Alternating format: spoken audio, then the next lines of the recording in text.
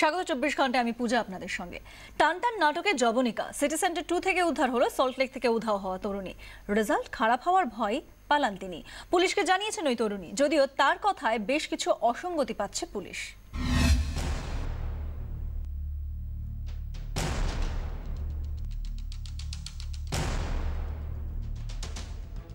এই সেই তরুণী শুক্রবার রাত 8টা নাগাদ পাড়ার দোকানে খাতা কিনতে যান। সঙ্গে ছিলেন দুই ছোট বোন। বোন দুজনকে বাড়িতে ঢোকানোর পর নিজে আর ফেরেননি। রাত 10টায় বাবাকে ফোন করে তরুণী জানান তাকে নাকি অপহরণ করা হয়েছে। জোর করে গাড়িতে তুলে নিয়ে যাচ্ছে কয়েকজন দুষ্কৃতী। তারপরে যথারীতি আমরা থানায় গিয়ে বিধাননগর দক্ষিণ থানা সাউথ ওখানে গিয়ে আমরা কমপ্লেন লজ করেছি। পরিবারের অভিযোগ পেয়ে তদন্তে নামে পুলিশ। ছাত্রীর মোবাইল টাওয়ার লোকেশন অনুযায়ী রাত 10টায় তিনি কোন্নগরে ছিলেন। এরপর বিটি রোড ধরে কলকাতার দিকে এগোয় তার গাড়ি।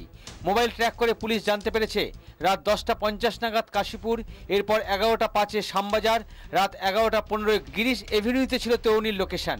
তারপর মোবাইল সুইচ অফ হয়ে যায়। সকাল 10টায় ফের মোবাইল অন হলে টাওয়ার লোকেশন দেখায় সিটি সেন্টার 2। তরুণীর বাবাকে নিয়ে গিয়ে সেখান থেকেই তাকে উদ্ধার করে পুলিশ। তারপর নিয়ে যাওয়া হয় বিধাননগর দক্ষিণ থানায়।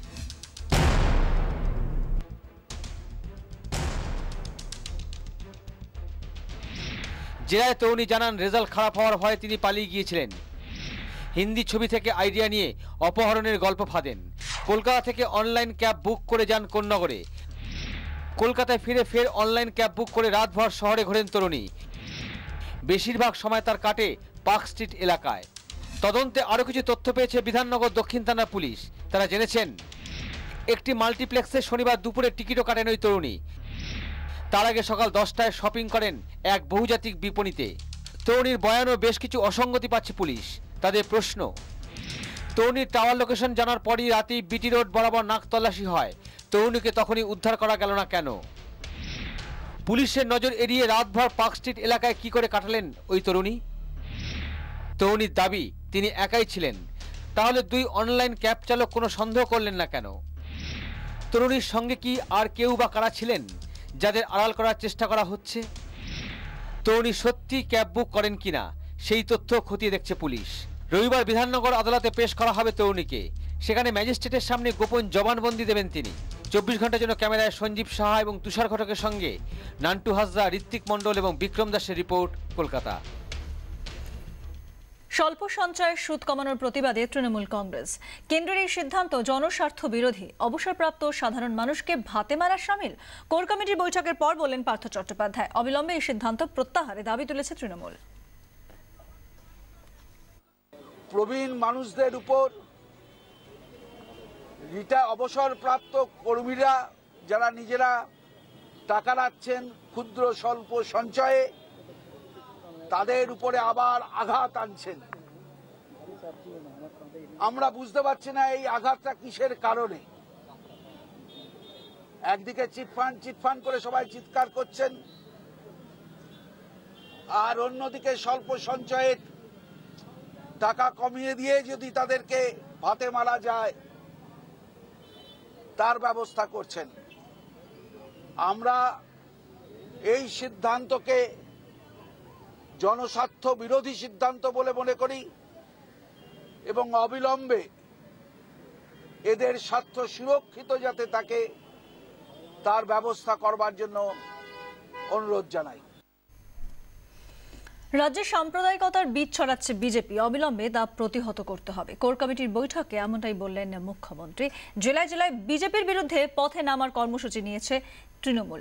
সুতপা সেন আমাদের প্রতিনিধি আমাদের সঙ্গে রয়েছেন এই মুহূর্তে টেলিফোন লাইনে। সুতপা, সেক্ষেত্রে কি বিজেপির বিরুদ্ধে অল আউট আক্রমণের কথাই বলা হয়েছে কোর কমিটির বৈঠকে? একদমই তাই। আজকে কিন্তু দলীয় স্তরে একেবারে প্রত্যেককে মুখ্যমন্ত্রী নির্দেশ দিলেন যে একদিকে যেরকম নেতৃত্ব তারা একেবারে জেলা স্তর থেকে শুরু করে ব্লক স্তর পর্যন্ত এই ব্যাপারে তাদের প্রচার করবেন এবং দলকে সংগঠিত করার চেষ্টা করবেন। অন্যদিকে রাজ্য স্তর থেকে একটি পুস্তিকা বার করা হবে যেখানে পরিষ্কারভাবে লেখা থাকবে যে এই শক্তির বিরুদ্ধে কিভাবে লড়তে হবে। মমতা বন্দ্যোপাধ্যায় তৃণমূল নেত্রী তিনি মিটিং এ যেটা বলার চেষ্টা করেছেন যে বিভিন্ন ব্লকে, বিভিন্ন জেলায়, বিভিন্ন গ্রামে দেখা যাচ্ছে যে বিজেপি উস্কানিমূলক কার্যকলাপ করছে এবং শুধু তাই নয়, সাম্প্রদায়িক শক্তি মাথাছাড়া দিয়ে উঠছে। এর বিরুদ্ধেই দলকে নামার নির্দেশ দিয়েছেন। প্রত্যেকটা মানুষের কাছে যেতে হবে, মানুষকে বোঝাতে হবে এবং দলীয় স্তরে এই জিনিসটা একেবারে কাল থেকেই শুরু করে দেওয়ার নির্দেশ তিনি দিয়েছেন। তার মূল যেটা বক্তব্য যে এই সাম্প্রদায়িক শক্তি যদি মাথাচাড়া দিয়ে ওঠে তাহলে কিন্তু আগামী দিন ভয়ঙ্কর হয়ে উঠবে এবং সেই কারণেই এখন থেকে একেবারে শুরু থেকে গোড়া থেকেই প্রতিরোধ করতে হবে।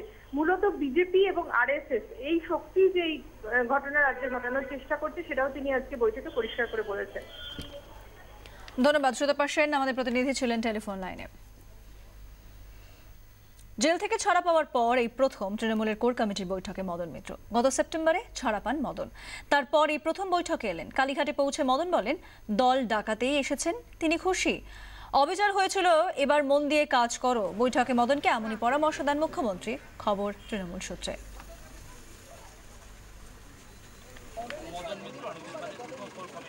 উনি কি দলের কর্মী নন? এমন ভাবে ভাব করছেন যেন অন্য দল থেকে এসে এখানে ঢুকেছে।